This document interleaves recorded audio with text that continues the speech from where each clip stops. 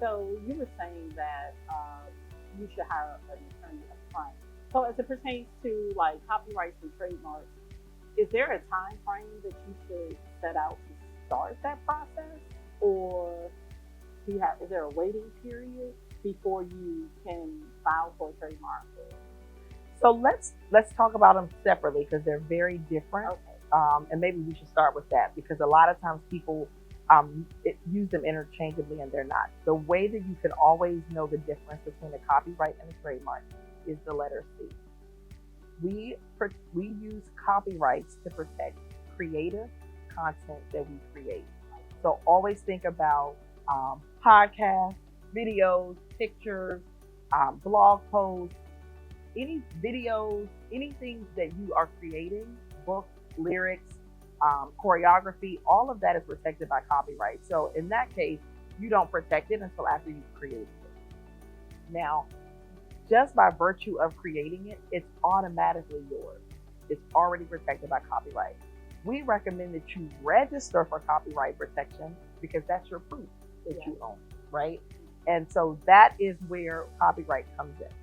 Now, trademark, on the other hand, is where we protect a brand. So we're talking about your logo, the name of your business, your slogan, anything that really identifies you as the source or the brand behind whatever that product or service is.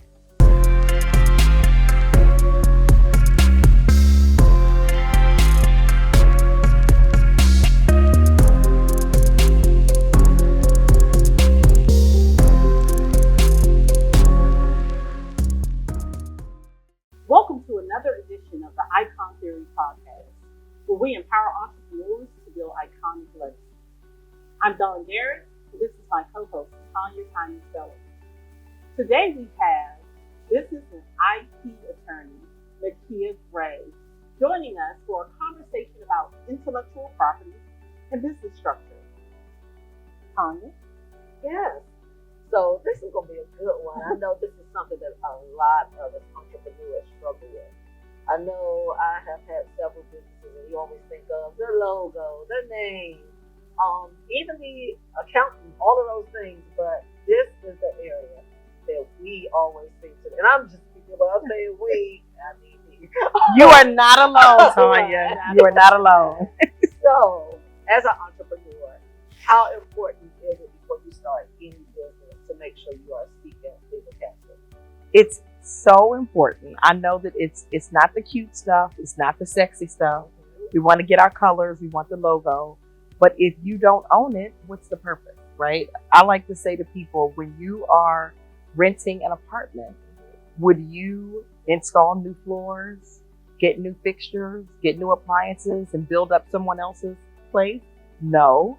So you shouldn't do that with your business, right? You should make sure that you own it. You're not going to invest in it unless you are certain that you own it. And the way to do that is to seek legal counsel from the beginning. So I know with that, I've had a couple of situations where I have, and I'm just, like I said, speaking, I got a lot of questions today. And this is going back some years. I could recall what I thought was the perfect broker when I was looking for a location. And I did find the perfect location. He found me the perfect location. But the broker laid out some of the things that were in the contract. And later on, I ended up with a $25,000 bill from my actual landlord. So they had stated something in there with the construction, because we were gutting doing a whole new construction and of the inside of the building. And if some of the things that they committed to, if they exceeded their cost, they had that $25,000 that we had to put down for a deposit.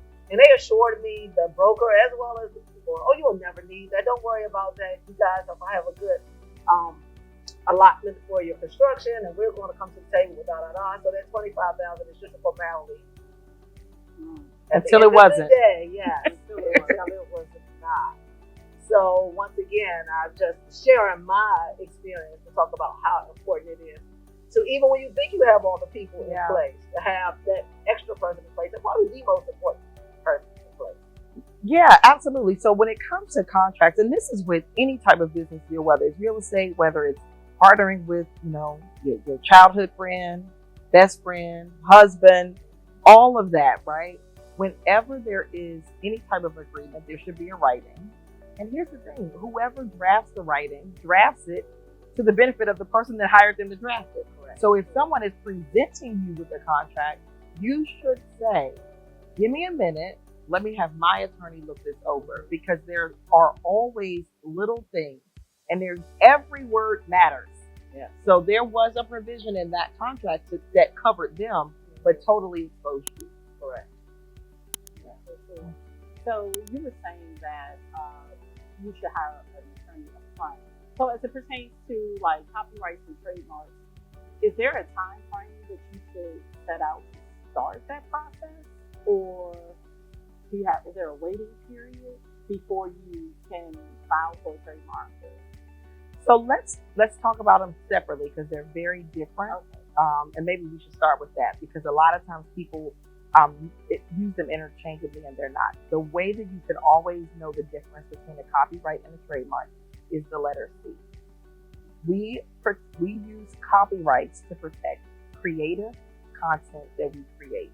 So always think about podcasts, videos, pictures, blog posts, any videos, anything that you are creating, books, lyrics, choreography, all of that is protected by copyright. So in that case, you don't protect it until after you've created it.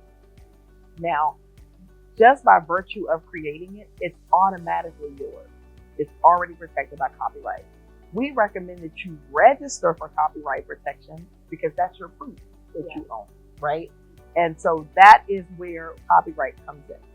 Now, trademark, on the other hand, is where we protect a brand. So we're talking about your logo, the name of your business, your slogan, anything that really identifies you as the source or the brand behind whatever that product or service is. A lot of times, trademarks are expensive. They are an investment. So I do recommend that you be sure that you are committed to it before you engage in it. But there is something that you should do before you settle on the name, and that is just make sure that somebody hasn't already trademarked it.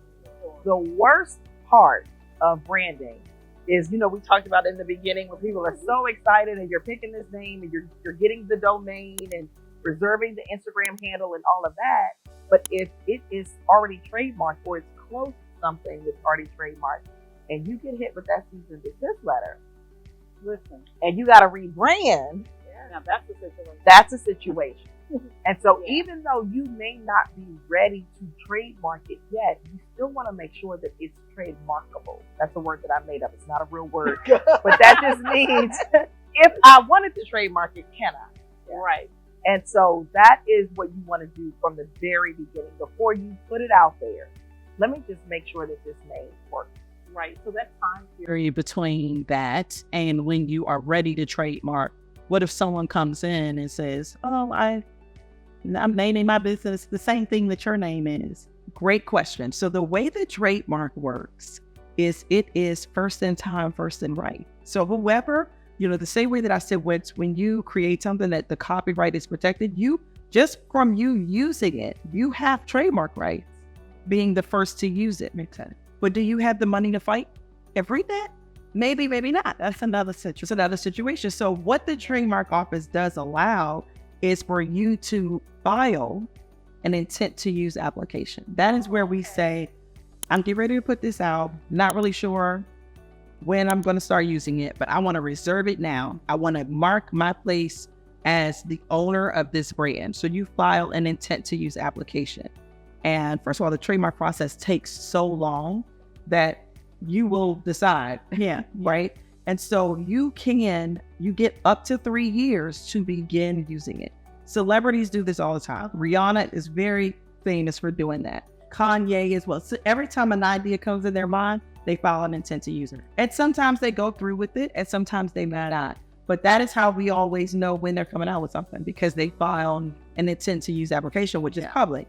And then they start to have those meetings and their teams are doing those negotiations. But you want to file that first just before you even put it out there before someone takes it. Ooh, interesting. That's very interesting. I feel like I have been through all of these things that we're discussing. I had a similar situation with a trademark situation as well. It was actually only a couple of years ago when I launched my product. And of course, once again, you're feeling like you cross all the T's, dot all the I's, but somewhere, somehow, somebody comes out of the woodwork. My brand was Iconic Beauty by TRHI, and I honestly thought the by TRHI, would Made you say, yes, because there are so many things there, so many companies that use the name Iconic,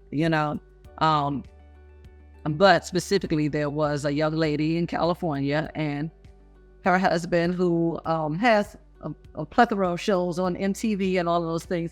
So they had the capital behind them, and theirs was just simply Iconic Beauty. yeah, And she never before had put out hair products. It was more of a lifestyle brand, really like, I don't have nothing else to do. I just play around with this. But anyway, I was already into maybe like a year into it, and I was hit with the cease and desist for the use of the name.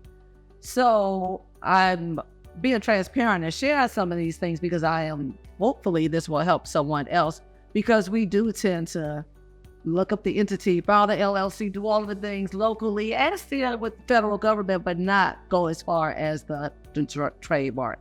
So yes, I am a victim of what you talked about and had to spend thousands of dollars to kind of get out of the situation and move forward. They didn't really put a lot of pressure on me because, once I hired the attorney, it was like, you really don't have a leg to stand on. You have to go on and change the name. So yeah. it was literally a matter of changing one word and switching some things around. A lot of people don't even realize that I changed the name because Iconic is so big. Yeah. But now it's Iconic Hair by TRHI.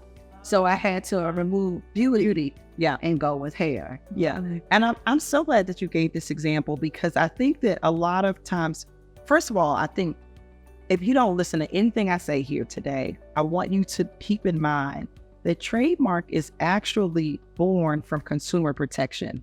As entrepreneurs, as creatives, as brands, we want to believe that this is our right. Yes. And these are our intellectual property rights, and they are. But when the government created trademarks, we were not why they did it.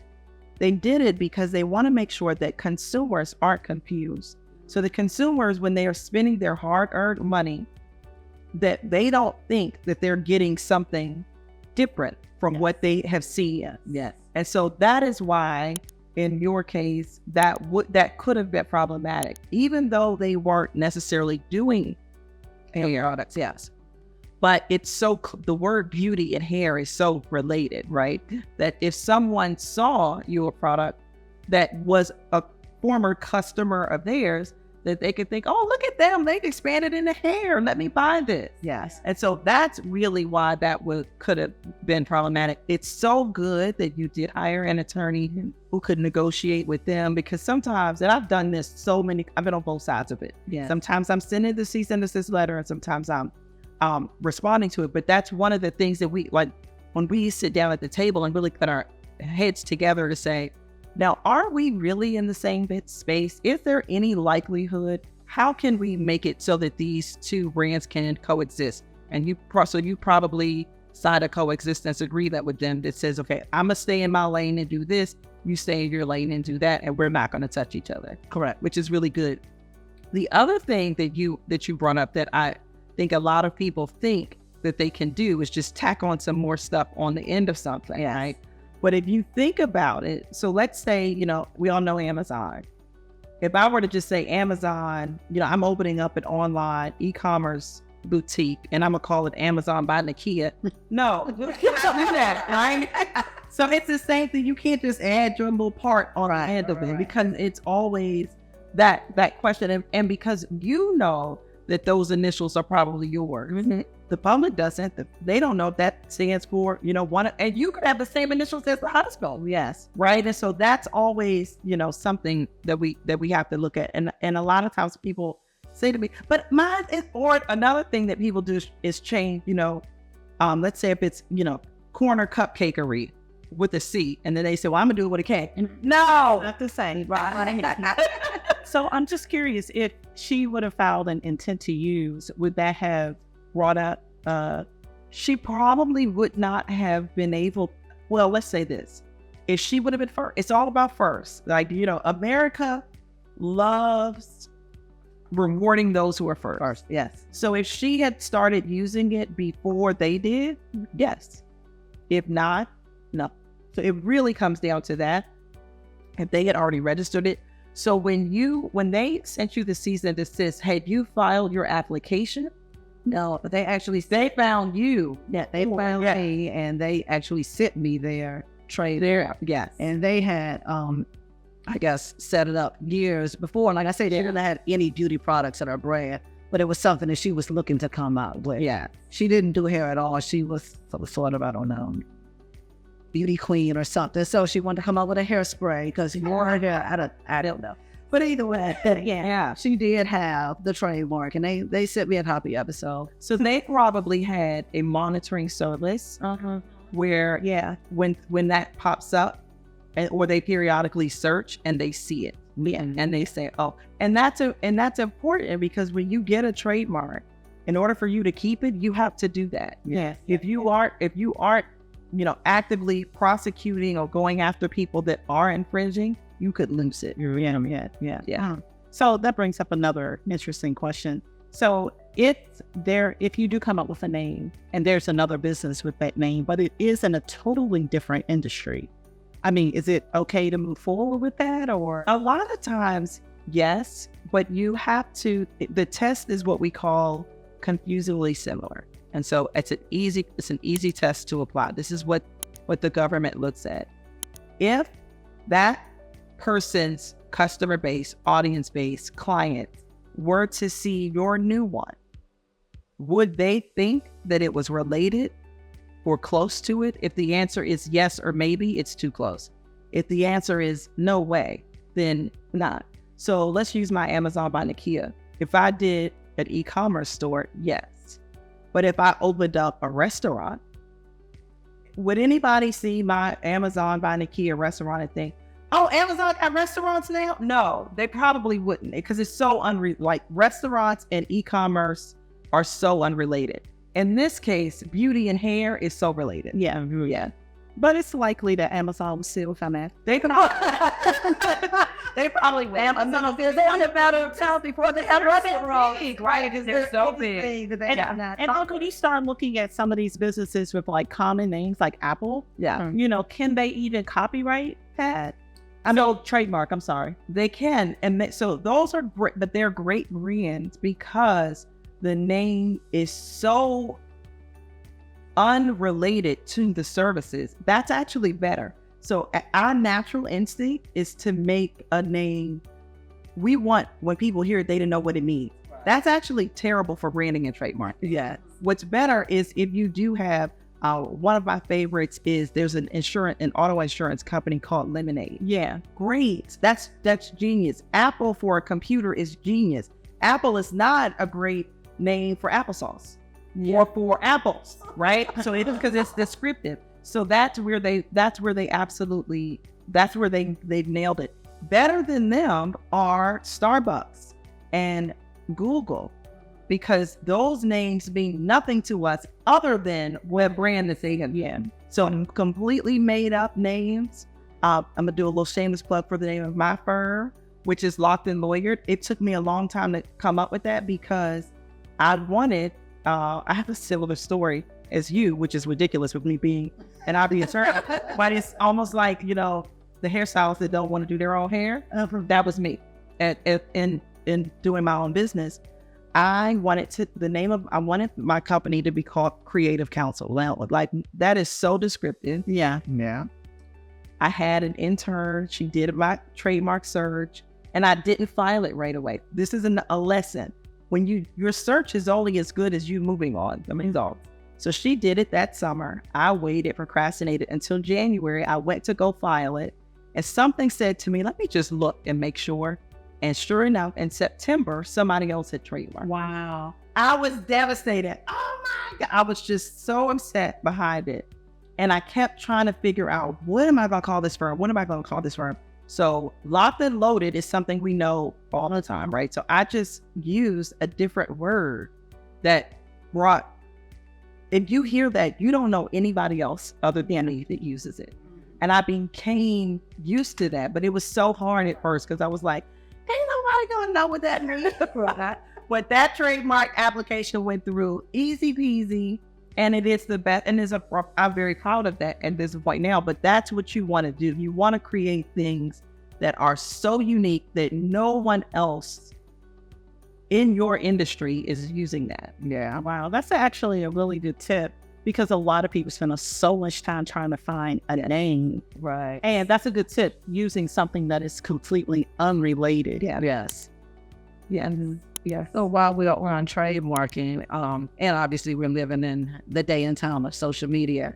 So I was wondering, like, how easy is it, or will people capitalize on their viral moments?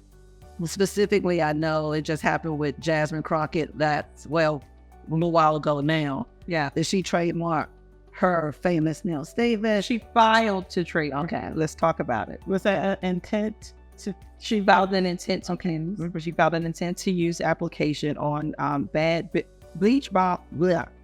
I get tongue tied every time. Bleach blonde, bad built butch body. She's going to use that. No one's going to be saying that. But the problem is, people are already selling those shirts, and I love her. I respect her a lot, and I love that moment. I understand why she did it. She filed to trademark it. I don't know if the problem is because it takes so long. She filed an intent to use. People are selling that shirt off. You can find that shirt online. As soon as she said it, people were getting, with drop shipping and all of that, people can create things really quickly. So, but where she was smart, her lawyers were smart, is that she filed to trademark it not only in clothing, because when we're talking about a trademark, it's not a free-for-all. You're not just getting exclusive rights in every place. So she did clothing, but she also did in politics and political something or other. So she may have a better chance there. I think the tough thing for her is going to be by the time they're reviewing it, a year from now. Right now, it's taken about a year before they're looking at it, that when they go to do their search, it's going to be all over the place. And so the government is very hesitant to give you exclusive rights to something that would instantly put a lot of Americans in jeopardy of being sued by you. So if they were to give that to her, does that mean that now there's 500,000 people that can be sued? The government is probably not going to do that. And just, So was it a good idea to frame? It was a good idea. It was a good idea because there's a chance that it will go through. And also when it comes to slogans, another one that happened a couple of years ago, I don't know if you remember, Where the Money Resides. Yeah. Another big, And so what people have to understand is that you can't trademark sayings just as a saying. Everything that you trademark has to be associated with the sale of a product and or a service. And so where Jasmine Crockett, if you're listening, Jasmine, what your attorneys are probably telling you, if they're good, is that she needs to have a line of other things. You can't just have a shirt that says bleach blonde, bad built butch body across the front. And so most of the people who are trying to capitalize on it, that's what they have. And that's not enough to trademark. You can't just trademark that. They're like, it's not even worth it. Like for that, that's not worth it. By the time it happens, it will be on to the next. Yeah. And if she's gonna make the money, just sell the shirts like everyone else is selling. Yeah. But while we're on that, I'm just curious. So why do celebrities trademark their children's names? Because they don't want other people to sell and make money off of their children's names. So if, like Blue Ivy Carter, if you were to start a line of clothing, you could just make money off it. And so people would buy that and not knowing that it's not her line or parents or anything. Yeah. But I want to talk about that because not a week goes by that somebody doesn't call me. I want to do that with Lord John. No, no, John, no. And We're gonna be famous. I just know it. So I want to talk about trademarking your name. When it comes to trademarking your name, it is a very difficult thing to do. Because remember, this is not for us. This is for consumer. And also the government has an agenda and a public policy to make sure that they're not putting Americans in jeopardy of being sued, right? So they are very reluctant to issue trademarks for names, because your mama might name you something that somebody else's mama named them, right? And so why should you get the exclusive rights when there could be someone else? And so what's required is what we call you have to have acquired distinctiveness or secondary meaning. I'll use Beyonce as an example since we're talking about Blue Ivy Carter. We can use Blue Ivy Carter. Blue Ivy Carter is more than just the name that Sean Corey Carter and Beyonce Knowles Carter gave to their daughter.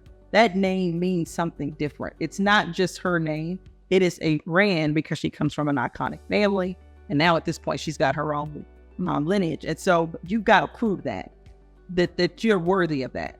And so if your name is even Michael Jackson, which is a very common name now, but back then he would have had to prove that the name Michael Jackson is more than just the name that Catherine and Joe gave their son.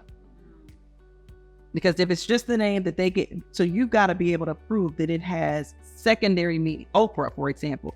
Oprah's name means a lot more than just what her parents named her. Yeah. It is a brand associated with media, book club, and all these other things. You've got to prove that, and it's really good. So, I mean, now, like for instance, Oprah is a name, and it makes sense now. So if she trademarked it now, that makes sense. But let's say I named my kid that 25 years ago. I named her Oprah, and she chooses to use her name, because I think something similar happened with Rihanna wanting to use Fenty and her dad not wanting her to use the last name. So, I mean, do they really have a leg to say it's secondary meaning? So now that name, Fenty, as it relates to beauty and skin, and now hair, got her hairline, and it means something different. It has nothing to do with her last name or not. And so that's what you've got to be able to prove. But I think he tried to stop it prior to the beauty line, when she was just, but he wasn't successful. He wasn't successful. Is it because it's because it has a secondary meaning? But she wasn't using Fenty, right? She wasn't, but she as her Rihanna, right? Which is why she could say, well, I have Rihanna. Yeah. And so I'm building a brand. It doesn't matter if the brand is, it could have been Dawn hair, right? Or Dawn skin.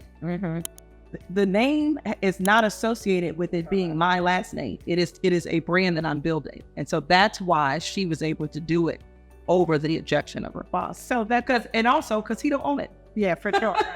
Well, so that being the case, if I named my daughter Oprah 30 years ago, and she chooses to start a beauty brand, Oprah brand, would she be receiving a cease and desist?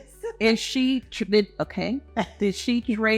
it at the time that she started using it? Well, I mean, if she's 30 and she's just starting her brand, but she's 30 now. Yeah. Okay, so you're saying it's 29, 20. Well, yeah, and I never trademarked it.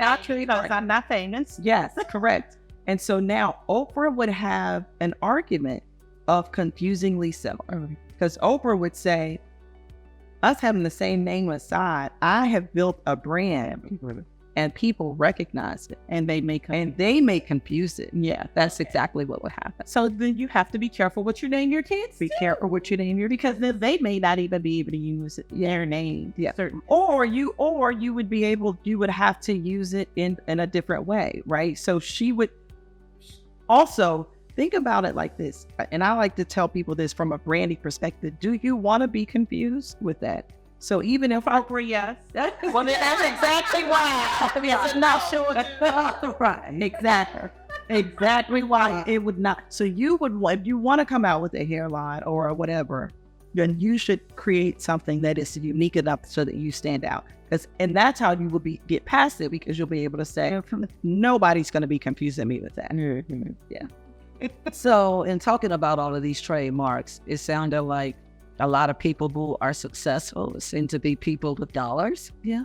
So is from a price point, are regular people able to just trademark their things? I mean, what's the cost involved in maybe trademarking your name or your brand? Yeah, it's very affordable, I would say. I mean, I do trade. First of all, as with anything, you can do it yourself. You can absolutely do it yourself. If when you file your own trademark application, the only cost that you have is your filing fee, which is anywhere from $250 to $350 per category or per class. I don't recommend you just do it that way. You can get some assistance. Attorneys typically are anywhere between $1,500 and $5,000, or somewhere in the middle. I am in the middle of that. And then I also have a few other attorneys. Not a lot of attorneys do courses.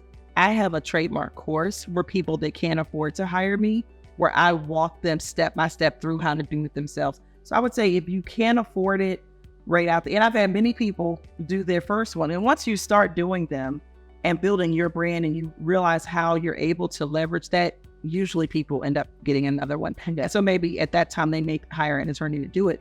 But if you know that you are going to be creating multiple things and expanding your brand, you definitely want to make sure that you've at least gotten some guidance from an attorney. But if you're just starting out, then maybe you bootstrap it. Yeah, like you do with anything else. But I would recommend, at least purchasing something from an attorney that is, vetted and drafted by them, people that have successfully gotten trademark down. So I know with, so we're just going to go into, because there were some cases that came up that I was Googling trying to prepare. But it was a case that was really interesting. So I didn't know that there was the trademark for the name, the logo, per se, and then also the design. Yes. If you have, say, like a clothing line or whatever. So with Timberland, Tim's, I saw that they keep losing this case where they're trying to trademark, make sure I'm using the right words, the design of the Timberland boots. Yes. And I think they have a good case because they did make it popular. Even if other people did have it out before, too late. They have it in Target, but nobody wants those. Too late. So you don't think they'll ever win? They will never win. Wow. They waited too late. You said, y'all should have called me. Okay. The problem is, it's what I just said. So if the U.S. Patent and Trademark Office allows them to trademark this athletic work boot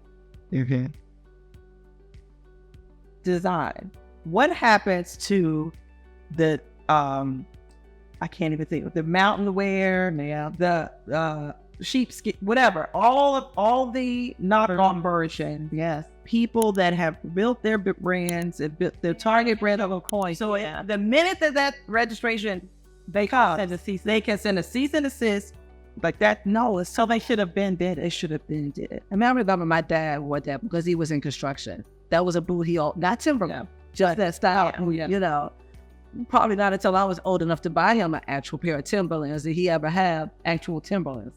Other than that, he just always said my construction boots. That's what he wanted for Christmas. Right. A new pair of construction boots. So even I guess having the experience with it as a child, I didn't even look at it as their boot. You know what I mean? Because I looked at it more of a work boot than specifically their boot. But I think that there's room for them with that, right? I think that they've done the right thing and they've trademarked the tree, their logo. They trademarked the name. Mm-hmm. So they've got, you're good. So the Walmart version is not Timberland. Right. It's not.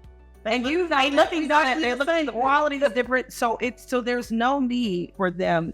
I think it's ridiculous to be still trying to play. So they have Timberland and the tree. So if I make some boots like that and I don't have their tree, but I have a palm tree, you would be fine. You really? Absolutely. People will really confuse that. That's like a knockoff. It is. Really? But it's not. Because trademark this is a great question and a great point of distinction. When you trademark a logo, so when people come to me and they want to trademark their logos, I explain to them, you are trademarking the exact logo as it is. When you if you change it, any variation to it, you gotta do it over. You gotta do it over. So if you were to do that, and you were to have a palm tree, or I think the ones that I can think of are like some mountains, you're fine. And that's what they don't want, right? So what Timberland wants is competitors. Yeah, they have too many competitors. Too bad, so sad. You slept on your rights. They should have been done it. But so they're a really large corporation, and I'm sure they have very expensive attorneys, and they have not done it. So I mean, what does a smaller business need to know, like in a case like that? Are you saying at the end of the day, just hire someone up front and do this up front? I think that's costly. It is, but I think that you have to really think about the end game. And what is it that you really want? Do you want to dominate a market? In my opinion, they already have that. Right. The customer that is buying the Walmart version is not their customer. Right. They have a client base.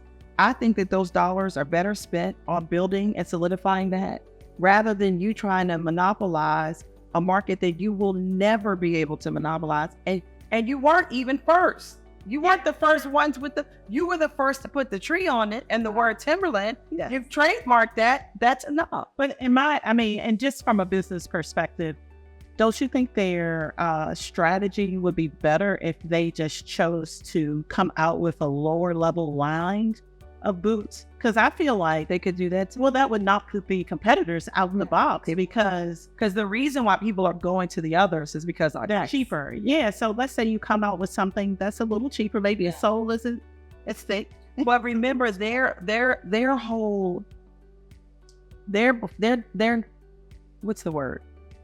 Their distinction, their differentiation comes from it being waterproof and all of those things. And so from a manufacturing standpoint, they probably they wouldn't lose some of that, which to me is more valuable than the dollars. But I feel like if I'm trying to dominate a market and have market share, I would lose money there to get that market share and to get that client base. Yeah. So even if you break even or lose a little bit of money, I just think the strategy needs to be different. Yeah. Maybe the people who ran Blockbuster are running big companies. Right. They're not making it. It doesn't make sense to me. Yeah, it doesn't make sense. In my opinion, if I were Timberland's IP strategist, I would tell them, capitalize on what you already have. Do a brand partnership. Balenciaga Tims. They think that the Manolo, that's what they think of Manolo. Yeah. Were they a part of that, or people were just calling them the Tims? No, they had a joint venture. Yeah. It was a Jimmy Choo, Manolo, and they had that's a reset. Okay. I got something that's your market. Yeah, market. Do not worry, and that's for every entrepreneur. There is always going to be somebody that could beat you on price and quality. Those the fake Tims, or the low budget Tims, you and I know they are not the same as those. Yeah, they're not the same. And there are some people that just want those. So let them not get them. Yeah. And instead of you trying to keep someone and force them to buy yours, they just need a new strategy. They do. Call me. So on the same thing, the Chanel, and I know you're more well versed on this. So from my understanding, Chanel is suing a reseller. Yeah. So reseller similar to like the Real. That's what most people know. Yeah. But it's not the Real. It's what is it?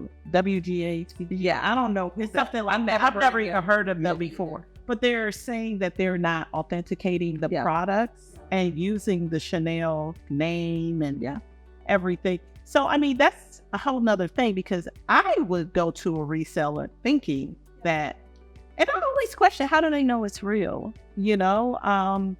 Because we're trusting when we buy from, say, like the Real, that they have authenticated the yes. And in this case, Chanel is saying that they are not an authorized reseller, so they are suing them for that as well. Absolutely, and they should. Absolutely, and they should. And that is really, when you have a trademark, that is your brand's equity, right? Yeah. Your Chanel is known for a level of quality And luxury. yes. And they should have, they can't, because we all have a constitutional right to sell what we had purchased. So I could put these earrings on the Real or Poshmark, and I can sell them. I am taking a risk that Chanel could come after me. Now I got my stuff. I don't wear fake stuff, but at least I don't think I do, right? Unless Neiman Marcus. But this has happened. Yeah. In fact, there was a recent case where Bethany Frankel went to TJ Maxx and she bought a Gucci bag. Really? So, because these scammers are out here. Scammers.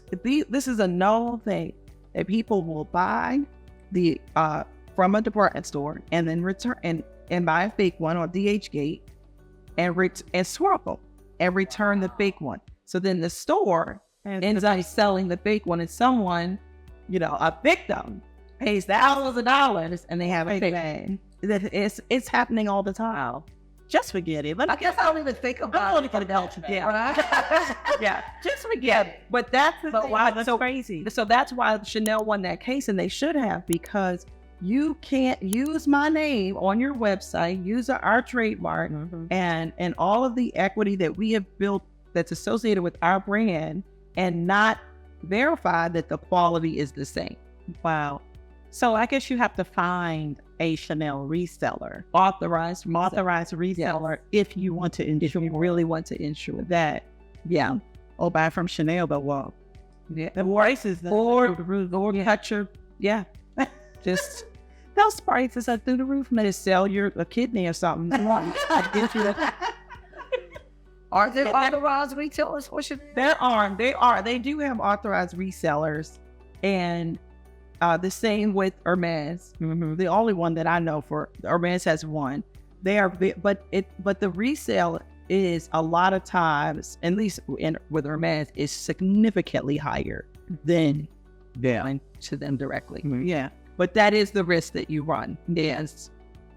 That somebody has swapped it. And I've seen people pick up this. So there's a girl in Atlanta that just got arrested for that. She was known for doing it. Oh my goodness. Yes. That's so stressful. It's stressful.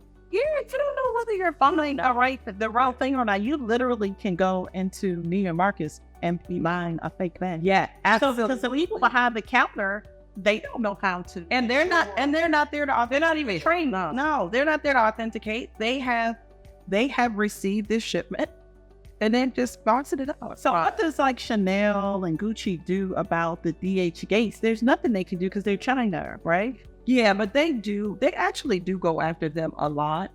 And when you so one of the benefits of a trademark is that you should be able to, DHgate SPAC ways around this.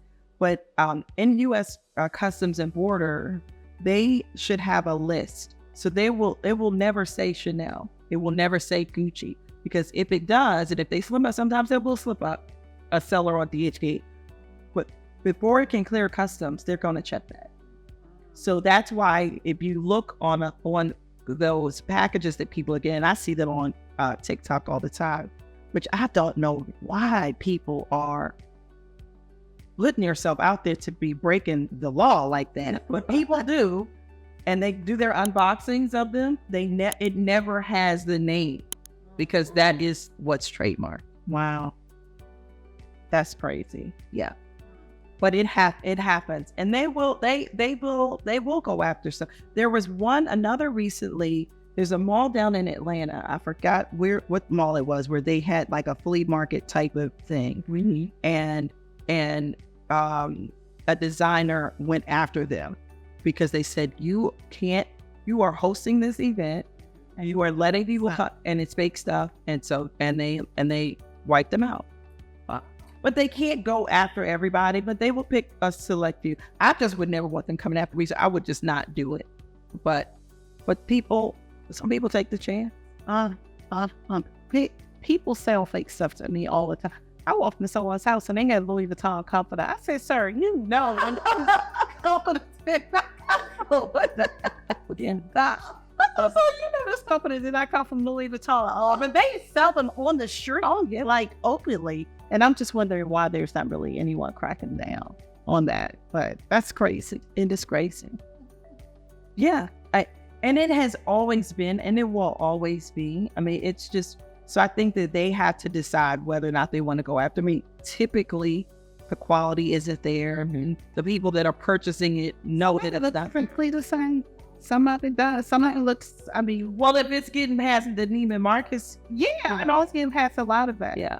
But I mean, we'll go back to copywriting because we kind of skipped over that earlier. But I saw somewhere that when you get a logo design, because we all focus on these logo colors. Yeah. Y'all get one more person, you'll send me a damn logo. Which one you thinking? They send you like 14. I'm like, just pick one. That is the fun part. No, everyone likes that. Pick a logo, pick a color. So people will get used to it whenever it is. But I mean, when they, I just learned that the person who created the logo owns your logo. And the same with like videos, when the video editor technically owns the video, and your photographers too. And your website designer and your copywriter. Let's go back to our C's. Let's go back to our C's. The creator owns the copyright. So whoever creates it owns it. The only way that it gets from them to you is by another C, contract. Yeah. So you must have a contract. Okay, go ahead with your C. Isn't that the C? CC Chanel. So you want to make sure that you have what we call a work made for hire agreement. Mm-hmm. And that means that you created this work at my direction. Mm-hmm. And in exchange for me paying you, you are transferring ownership of that to me. Yeah. What happens? People don't do that ever. Like that never happens. But when it comes time to trademark, I cannot even tell you how many. I can give y'all 25 stories of where this comes up. Remember, one, when we're going to trademark it, and you have to sign under oath, under the penalty of perjury, that you own this logo that you're trademarking.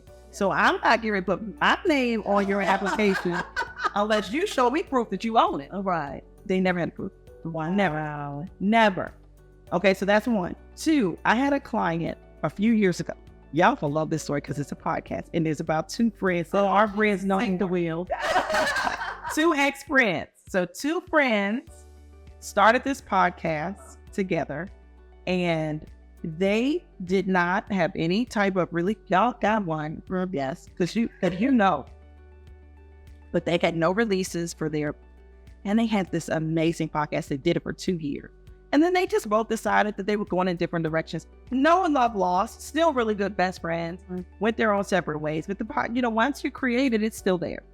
So one of the ladies, my client, was approached by a major publisher to turn those podcast episodes into a book. They gave her a $30,000 advance. They were about to give her a $30,000 advance. They sent her a contract. She called me. I got on the phone with the publishing house attorney, and the attorney said, great. Now just send me proof, send me all the releases, and send me proof that when her and her friend went their separate ways, that she owns this contract. Oh my goodness. But we've got none of that. So they didn't even have releases. We had her episode. No. So the first thing she had to pay me thousands and thousands of dollars for, because I am not cheap, was to get to with the friend. Mm-hmm. So the friend wait a minute. We caught it. Who on the phone? Keep out. Right. So we had to pay her to get ownership. And then we had to go to every single guest for 2 years. And they had a weekly podcast. Wow. Or 2 like 100-something people. Tons of people. And there were some that could easily signed. Then there were some that said, well, we'll call it. how much you gonna pay me? So on my signature, right? And so thankfully, I had a good relationship with the attorney on the publishing side, and I said, you got to give me some time. But when Tyler Perry come on, or Oprah come on, Yeah. they may not wait for you. Yeah. If you don't have your paperwork, they like, I'm not getting ready to get. Yeah. So in that case, it ended up cost, and there were some people that we just refused to pay because the price was way too high, was not worth it. And they were trying to give it. Oh yeah. So they just said, well, we just want to include you. Yeah. Yeah. Wow, that's crazy. Yeah.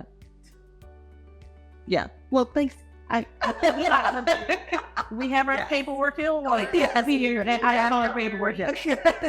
Yeah. Same thing happened with a client of mine that wrote a children's book. She hired someone on Fiverr to do the illustrations. And when it came time for the publishing company to ask me for the proof, she goes, I hired her on Fiverr. Now, here's what you need to know about Fiverr. Fiverr, Upwork, a lot of those websites, they have built into their terms and conditions of work for hire, that you would own it. Problem is, you can't, Oprah's attorney don't want you sending them to the Fiverr's terms and conditions. Right. They want paperwork. Right. So in this case, we could not find the person. So if you ever use someone on one of those sites, still have them sign your work for hire agreement. Wow. Yeah. So she had to hire a new person to redo the illustrations. Ooh, because yeah. Do you have a package for that? I do. Yes. Because it's like you need all these forms and not. And I mean, we love you, but everyone can't afford them. That's perfect. And that's fine. You only tell you. But yeah, you would need those forms. Especially, most people are hiring people off of Fiverr always. Yeah. Not to mention, you are consistently hiring photographers. Absolutely. And depending on them and how, how notable they are, some of them are not, they won't sign a work for hire. They will do a licensing, where they will say, and I've lots of, in the DMV area, I have represented lots of, very popular photographers and videographers, and you're not owning this. They will let you use it, but you don't own it. So those are questions that you need to know. Absolutely. So that you can, yes, upfront before you even hire, say, a photographer. Absolutely. Because if they're not going to give you complete ownership of your product, Yeah. I hear all the time about celebrities. People tag me in this stuff all the time. Celebrities get sued all the time for pictures. Some people are like, that's crazy. That's a picture of them. So they didn't own it. Listen to me. We gonna take a selfies. You want me to show? You gonna give me my picture? Jesus. Happens all the time. That Garcelle on Real Housewives of Beverly Hills took a picture that paparazzi took of her, and she posted it on her Instagram. Lost them. They want $60,000. If I were representing her, cut them a check. You don't own the photograph. So even if she takes the picture down, she's too late. Because as a photographer, you've already, how many likes did you get over my work? And I charge people for that, and you just got it for free? Pay me. Wow. Yes. Wow. So I would say, don't even bother paying me, Aiden. It happens all the time. Sure. I had a church that hired a website designer, and they put all these photos on there. So you have to make sure the photos are, that you own them. Yeah. And so I was trying to talk to these people. It was Getty Images. I'm going to just say that. Getty Images will come after you like you stole their mama's lunch money. They do not play. I'm proud to post that. Oh, I don't want to pay. If you get an email from them, just pay the law. Because they are going to come after you. Yeah. Really? And they start at like $8,000. Wow. They are not playing. And they are right. I mean, and I was like, it's a church. Don't you know the Lord? Right. And so I got them down. But pastor, take them a collection. You got to pay. Not collection, pass the plate. Pass the plate. So that's because they do sell those images. Yeah. So they sell. So think about it that way. They license them. So you got away. There's easy ways for us to find out how long it's been on your website. So that's how they come up with the fee. I license this for, $100 a month, let's just say. And they can go on your, we do what's called a look back, and they can see how long that picture has been on your site. And in this case, this website designer had about 50 pictures. It was a ton of them. Wow. And you're trusting the website. You're trusting the website design. So I wonder with third-party companies, like if you get your website through like a third-party, Squarespace or whatever, and they have the images that they say you can use. Read the fine print. Every license, people have gotten in trouble. Nike got sued for this, for a font that they use. Fonts. Yes. You have to read the license. A lot of times it's personal. It's not commercial or business. Even some of them, the commercial license is based on the number of visitors you have per month on your website. Trust me, they're checking. They know. So they come in. So you're better off owning your own content. Have your own. So take your own. But take your own and have a photographer and have your contract that says, I'm going to pay you, and now I own it, and now I can sleep at night and not worry about. Because even the licensing thing, that means they can still use your pictures. Yeah. Anyway, can they sell your pictures as well? If the contract says that they can. Wow. So they could take a picture of me and sell it? Yeah, I'm a photographer. She's in the DMV. She's very, very well-known wedding photographer, and I drafted her contract, and it does say that because she makes money from major wedding publications. And if they come and they want pictures, she has the right. We notify you, but she can sell her pictures. Yeah, I remember a couple of years ago, I saw something where I guess the girl had did a photo shoot while she was in college. Like she was trying to make extra money. And it ended up on like a romance novel cover or something. Yeah. Really devastating, right? You could be on like a sex book. People sign, you don't even know. You don't know. Yeah, and she couldn't do anything about it. She already had signed a release. Yeah, I just think that's crazy. So that would be logos, videos, photographs, music, and there's so many musicians now. So let me tell you one thing I'm curious about. You know how DJs do these sets where they just put together a compilation of, is that copyright infringement to do that? No, because then they'll sell them. Is it someone else's music? Well, they'll put together, say a R&B playlist. Yeah. With all these R&B, and then they'll sell the playlist. So that works because there are digital royalties that the owners are still getting. Yeah. So I don't sell mine, but here's the thing that you have to understand about copyright. Whether you make money from it or not does not matter. It has nothing to do with the money. So when people go, will love to say, I don't own the rights to this music. Well, would you go in the mall and steal and go out in the mall and say, hey, I just stole this, I didn't own it? No, why are you announcing that? It doesn't matter that if I took Beyonce's, people don't do CDs anymore, but if I downloaded Cowboy Carter and I made a bunch of CDs and I gave them away and I didn't sell, I'm still infringing on her copyright. Yeah, so it doesn't matter whether you own it or not.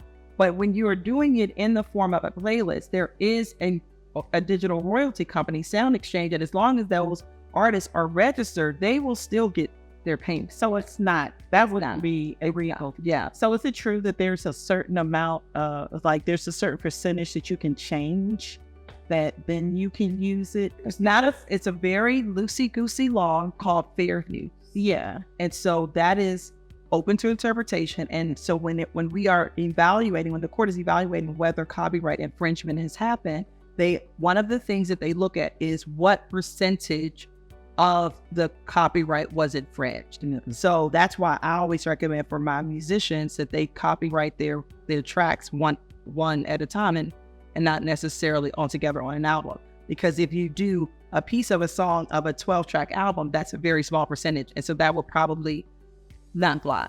But if you have a song that is 3 minutes and they took 1 minute, that's a 33% infringement versus not, right? So that is the way, but there is no hard and fast rule Got it. that is like exactly this percentage. So you just are out there trying it out. Yeah. So you know what's really popular? It's like YouTube automation. Yeah. And a lot of people are selling the idea that you can have these faceless YouTube pages and Instagram pages for that matter.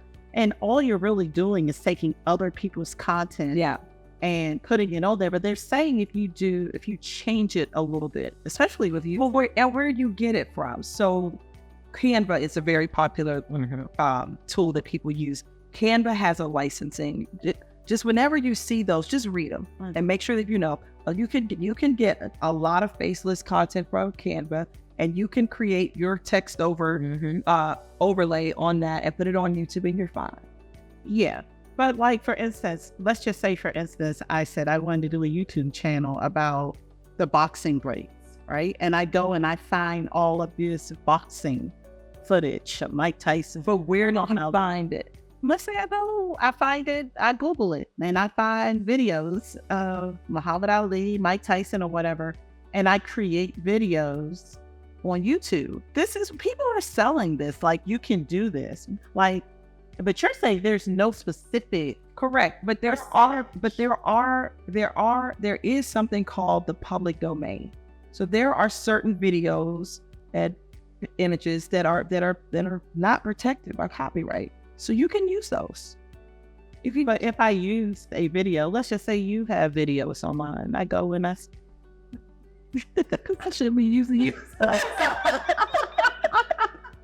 I'm scared. But I go online and I take a clip out of your video and I add my voice in it somewhere, and I'm saying, oh, see, this attorney said this.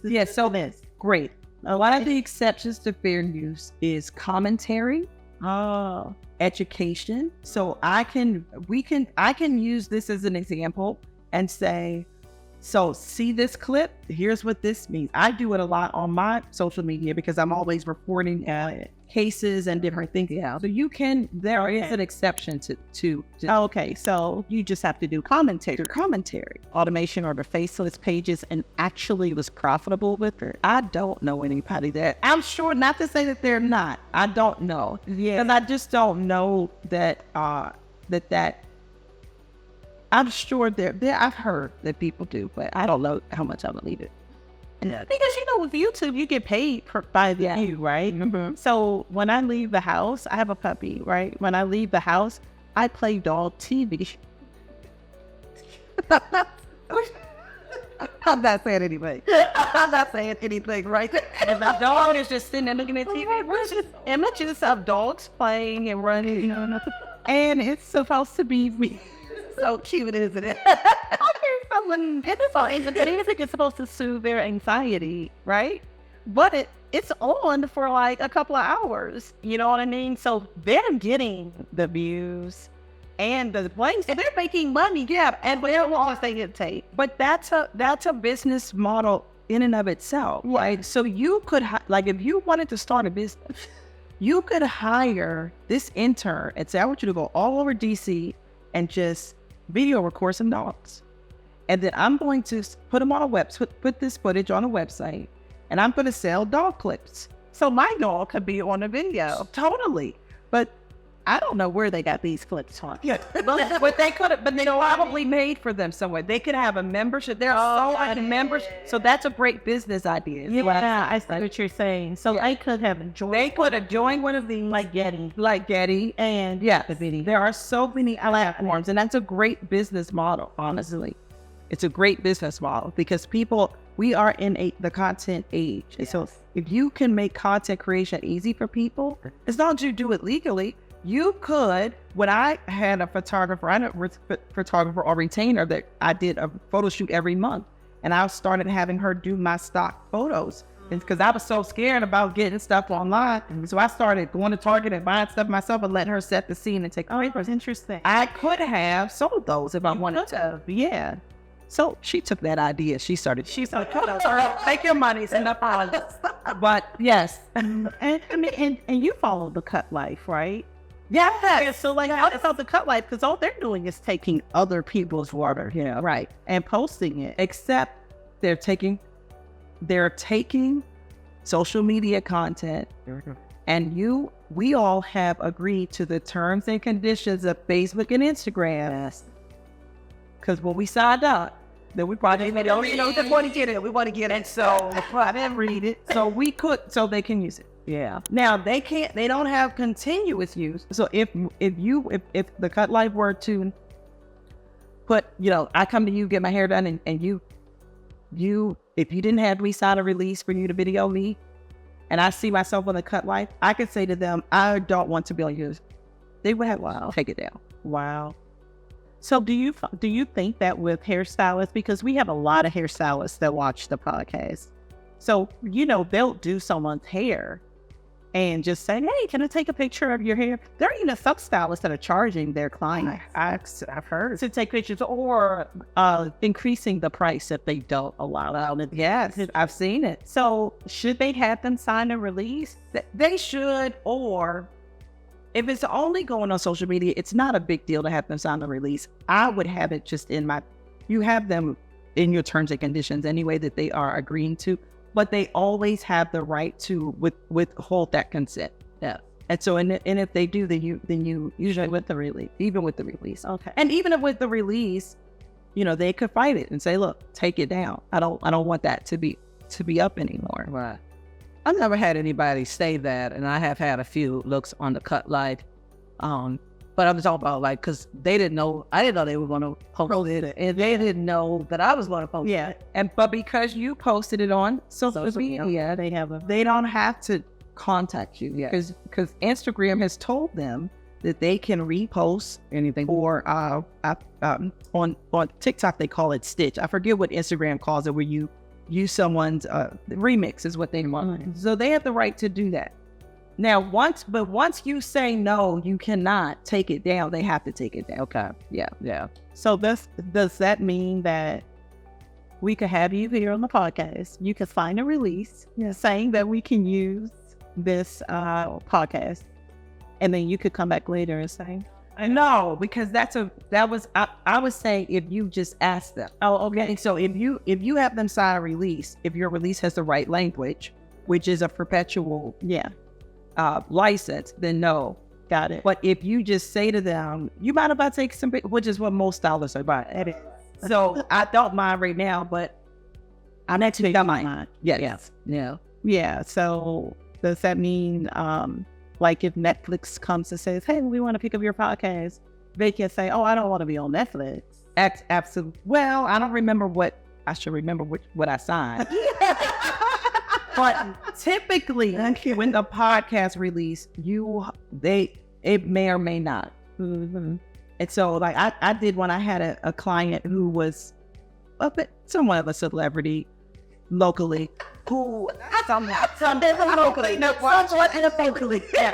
and so he whenever he would go on a podcast, his release was conditional.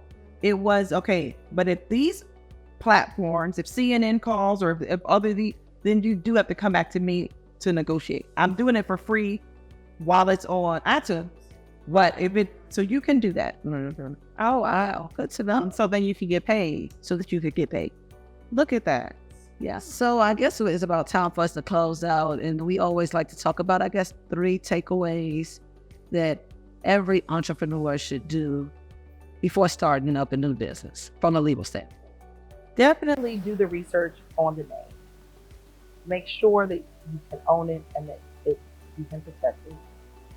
Make sure that you own your content. So get very familiar with the work for hire when hiring creatives to do things for you. And number 3, I would say, have a contract for all relationships.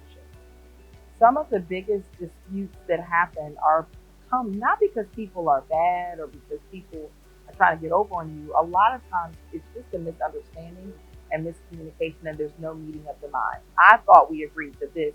You thought we agreed to something different. But when there's a writing, it clears that up. So even when it's your friend, your mama, I am a former divorce attorney. I did that for 15 years. Would never do another one. But seriously, the business divorces are just as bad. I'll write that. They are terrible when money is on the line, family, friendships. So having that writing, like get it in writing, everything in writing. And I will say, Nakia did one of my trademarks that I thought it was no way I could get it straight because the name was similar to a TV show. So I was like, that's not gonna be it. And she got it done. You did. Yeah, like I was surprised. I did a long time ago. I didn't think it was gonna fly. Okay. I was like, this is not gonna fly. We got two actually. Yeah, but I said, let's just try it. It's whatever. So you are amazing. Thank you. Thank you. Well, this has been so much fun. Thank you so much for having me. I really enjoyed our conversation. Yes. So again, this is Nakia Gray of Locked and Lawyer. I got it, not a tongue twister this time. Locked and Lawyer. She's a business and IP attorney, and she gave us some fabulous advice today. Yeah. So we are thankful and forever grateful, and hopefully you'll take this information and apply it to your business. So that's another edition of the Icon Theory Podcast. We'll see you in a few weeks. All right. Bye. Thank you.